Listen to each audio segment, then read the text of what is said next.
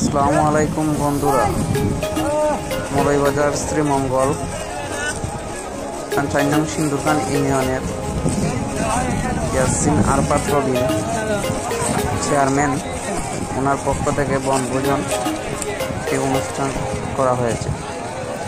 সেটাতে কত মানুষ গিয়েছিল এবং যারা যারা গিয়েছে তারা অবশ্যই দেখবেন, আর ভিডিওটা কেমন হয়েছে তা কমেন্টে জানাবেন।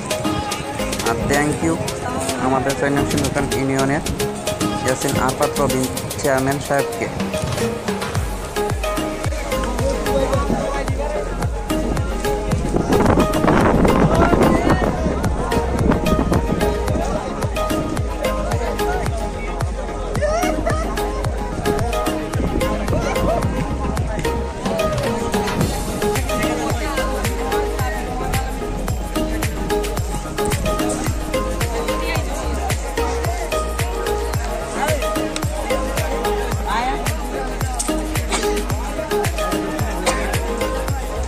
বনভোজন পিকনিকের ভিডিওটি এখানে শেষ করছি।